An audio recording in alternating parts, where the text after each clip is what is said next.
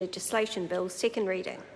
This bill is set down for committee stage next sitting day. I call on Government Order of the Day number 5.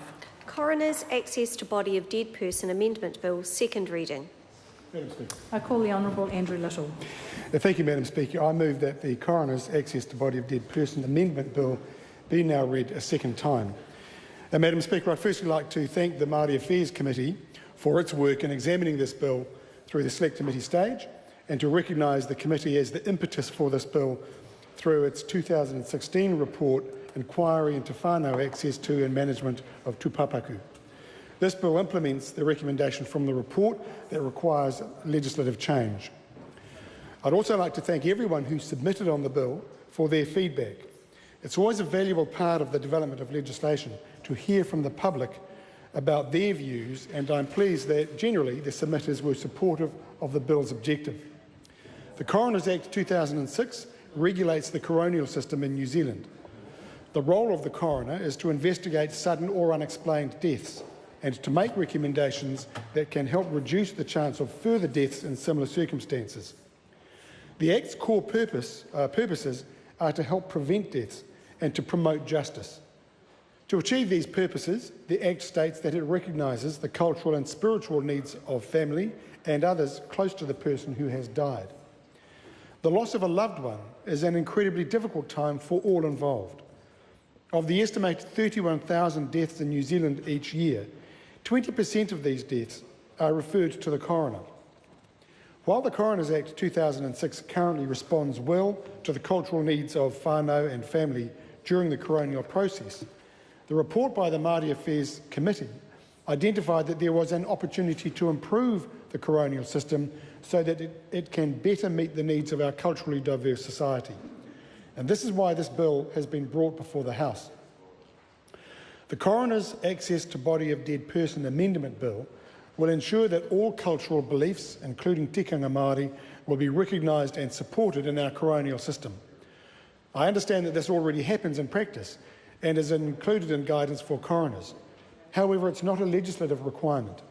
This bill will ensure that cultural beliefs are explicitly taken into account as a matter of course. The bill amends Section 26 of the Coroners Act to explicitly require the coroner to consider tikanga Māori and the expectations of other cultures when determining who can view, touch or remain near a body. I'd like to reaffirm that this bill does not seek to change the current practice of coroners. The work they do is very important to society, and it is always performed to a high standard. What the bill does is ensure this practice of taking cultural considerations into account is more visible and concrete for those who are dealing with what will usually be quite unimaginable loss. I note there has been some attention surrounding the new contracts for pathology services across New Zealand, and in particular there was concern that services available to whānau during the death of an individual would be reduced and would result in fewer opportunities for coroners to respond to the cultural needs of loved ones. The Ministry of Justice is engaging with local iwi and communities on the impact of the new contracts. Overall, the new contracts mean people across New Zealand should see improved hours of access to their deceased and the ability to stay close prior to a post-mortem.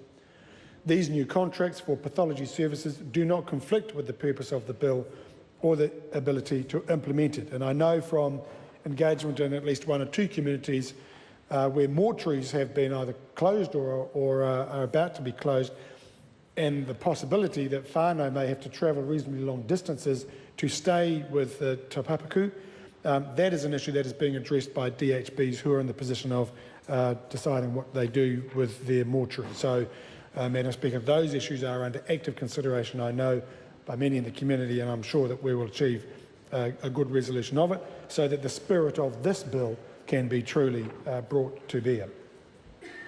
Madam Speaker, I'm pleased that this bill was widely supported in its first reading and that the benefits of this bill were recognised. I hope this support continues at this stage, and I commend this bill to the House.